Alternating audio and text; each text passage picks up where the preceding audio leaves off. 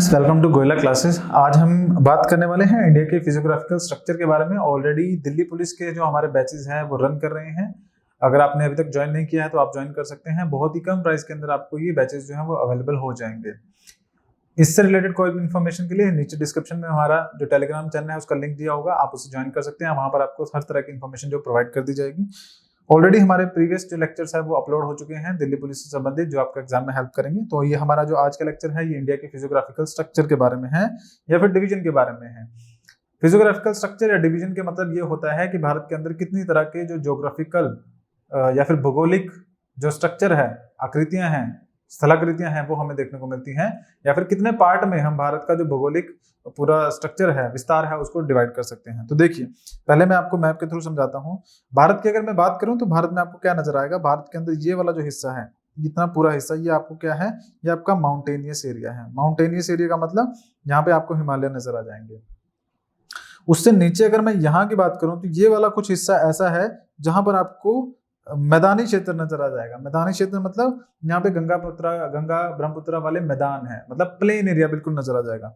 उसके बाद यहां से अगर मैं बात करूं तो यहाँ पर आपको नजर आ जाएगा एक आपका प्लेट्यू। प्लेट्यू कौन सा? डेक्कन प्लेट्यू, ठीक है। और उसके अंदर और भी छोटी छोटी जो रेंजेस है वो नजर आ जाएंगी, विंध्या, सतपुड़ा, ये सब टाइप की रेंजेस। उसके बाद अगर बात करें यहाँ वाला हिस्सा जो है, यहाँ पर आपको थार डेजर्ट नजर आ जाएगा, ये आपका अलग हिस्सा है। उसके बाद यहाँ पर वेस्टर्न घाट्स नजर आ जाएंगे, इधर आपके ईस्टर्न घाट नजर आ जाएंगे, पूर्वी घाट और पश्चिमी घाट नजर आ जाएंगे, ये वाला हो जाएगा। और यहाँ पर आपके जो आइलैंड है, छोटे छोटे द्वीप समूह हैं, वो नजर आ जाएंगे। तो ये कुछ ऐसा एरियाज हैं जो मेजर एरियाज हैं भारत के अंदर, जो डिवाइड होते हैं, मतलब अलग अलग पार्ट में। तो हम इन्हीं के बारे में स्टडी करेंगे। शुरुआत करते हैं। देखिए, the physiography of a place is determined by its structure, process and stage of the development. कि किसी भी जगह की जो भौगोलिक संरचना है वो वहां की प्रक्रिया और किस तरह से उसका विकास हुआ है और किस समय में उसका विकास हुआ है, ये बताती हैं, ठीक है। The physical characteristics of India terrain are marked by this variant, जो वेरिएशन है, ठीक है। यहाँ पर क्या है, सिग्निफिकेंट कुछ वेरिएशंस देखने को मिलती हैं। मतलब कि जैसे मैंने आपको अभी इमेज में बताया, तो भारत, अगर आप ध्यान दीजिएगा तो आप क्या देख पा रहे हैं कि भारत के अंदर पहाड़ भी नजर आ रहे हैं, रेगिस्तान भी नजर आ रहा है। एक ऐसा देश जिसके अंदर बड़े बड़े पहाड़ भी है, जहां पर आपको वर्ल्ड के सबसे हाईएस्ट पीक्स में से कुछ पीक्स नजर आती हैं, वो है। और साथ में यहाँ पर रेगिस्तान भी है, एक अच्छा खासा बड़ा रेगिस्तान नजर आता है। उसके अलावा ये एक देश ऐसा है जहां पर आपको एक बहुत बड़ा पठार भी नजर आएगा, प्लेट्यू भी नजर आएगा। ये एक ऐसा देश है आपका जहां पर आपका वर्ल्ड के सबसे बड़े जो मैदानी क्षेत्र हैं उनमें से एक मैदानी क्षेत्र गंगा और ब्रह्मपुत्र का, वो फर्टाइल प्लेन भी नजर आएगा। ये एक ऐसा एरिया है जिसका आधी जो जगह है भारत देश की वो कोस्टल एरिया है, मतलब दोनों तरफ से या फिर तीन तरफ से नीचे से वो आपका समुद्र से घिरा हुआ है। तो कोस्टल एरिया भी है, बीचेस भी हैं, बीच जो वाली जगह वो भी है, पहाड़ भी हैं, प्लेट्यूज भी हैं, मैदान भी है और साथ में रेगिस्तान भी है। तो ये सारी चीजें इंडिया के फिजियोग्राफिकल स्ट्रक्चर के अंदर आती हैं। अब देखिए, इंडिया की अगर बात करें, the rocky geography of the India in the north include the succession of the mountain range with varying peak, magnificent valleys and the deep canyons. कि नॉर्थ की अगर बात करें, उत्तरी दिशा की अगर हम बात करें, तो वहां पे शानदार घाटियां, वैलीज जो है, घाटियां भी होंगी, चोटियां भी हैं, मतलब कि माउंटेन्स, पीक भी नजर आएंगे आपको।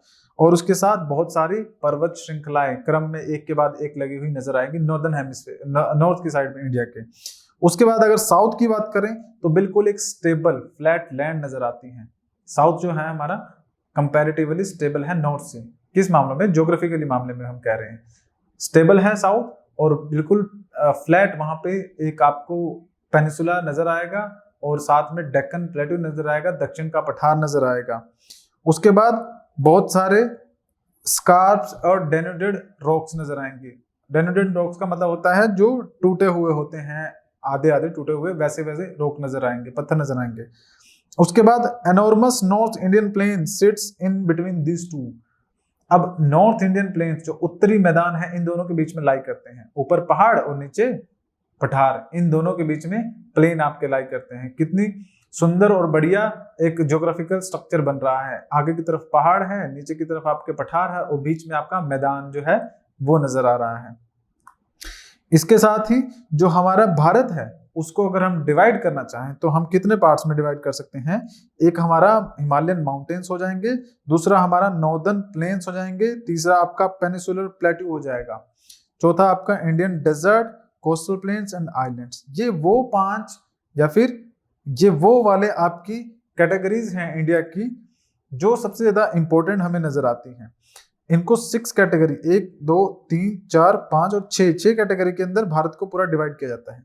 अगर आप इसको चाहें तो और भी इसके अलावा कैटेगरीज में डिवाइड किया जा सकता है जितना हम डीप में पढ़ेंगे, बट मेजरली अगर हम बात करें तो यहाँ पर 6 अलग अलग कैटेगरी हैं जिनमें भारत को डिवाइड किया जा सकता है।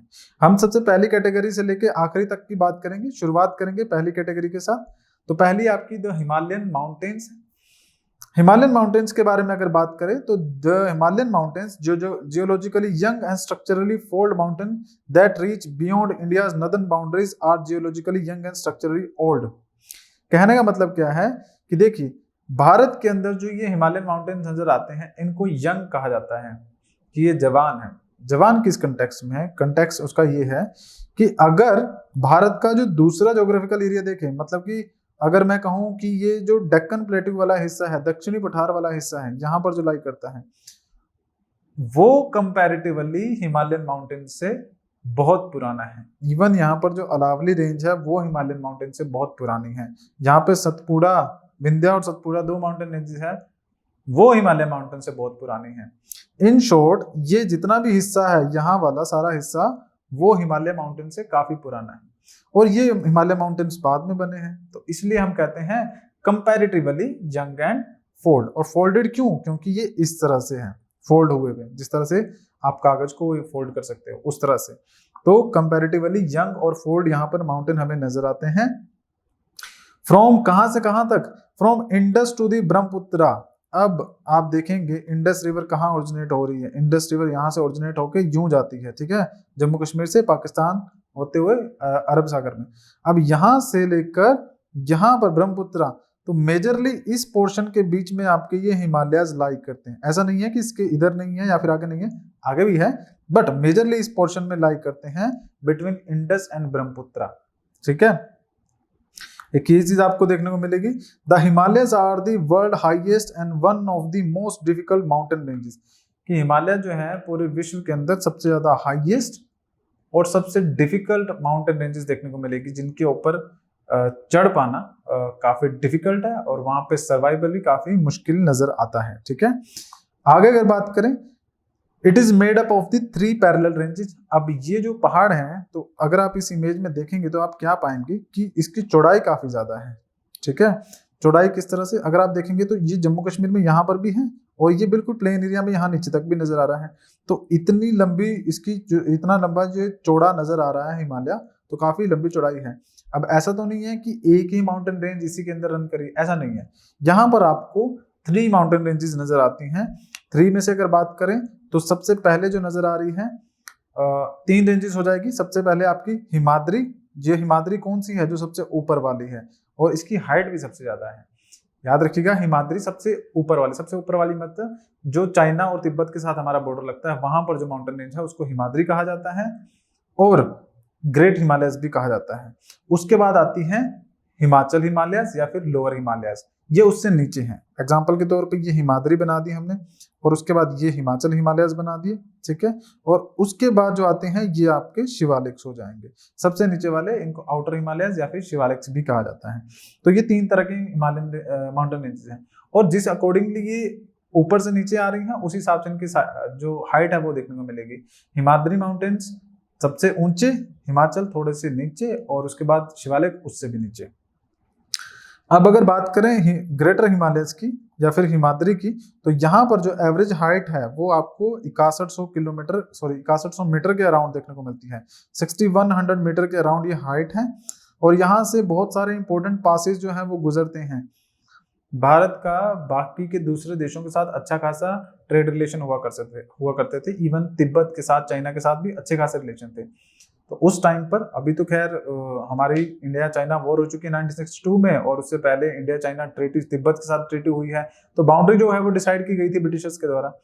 लेकिन उस टाइम पर जब ये कन्फ्लिक्ट नहीं हुआ करते थे तब ट्रेड हुआ करता था, और ये ट्रेड थे ये पॉसिबल कैसे होते थे, ये ट्रेड जो है ये इन्हीं पासेज के थ्रू पॉसिबल हो पाते थे।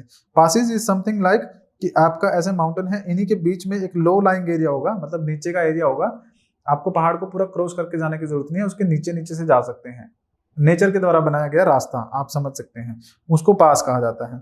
तो वो पासेज हैं, जैसे कि एग्जाम्पल के तौर पे बात करें, यहाँ पे जलेपला पास है सिक्किम के अंदर, चुम्बी वैली एंड शिपकीला पास जो कि जहां से स्लूज एंटर करती है।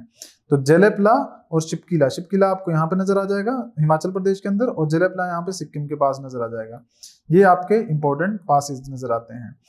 उसके बाद नेपाल की अगर बात करें, नेपाल भी आपका कहाँ लाई करता है, नेपाल अगर देखें इंडिया के अंदर तो ये वाला नेपाल का हिस्सा है, और नेपाल तो कंप्लीटली, हमारा भारत का तो ऐसा है कि भारत कुछ हिमालय है, कुछ प्लेन है, कुछ रेगिस्तान है, लेकिन नेपाल की बात करें तो पूरा पहाड़ी क्षेत्र है, पूरा पहाड़ों में ही नजर आता है नेपाल, ठीक है।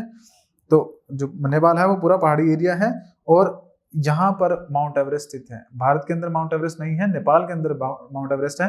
हाँ, भारत और नेपाल की बाउंड्री मतलब बहुत ज्यादा डिस्टेंस नहीं है, लेकिन हाँ है नेपाल के अंदर, और वहां पर इस माउंट एवरेस्ट को सागरमाथा के नाम से जाना जाता है, ये आप याद रखेंगे।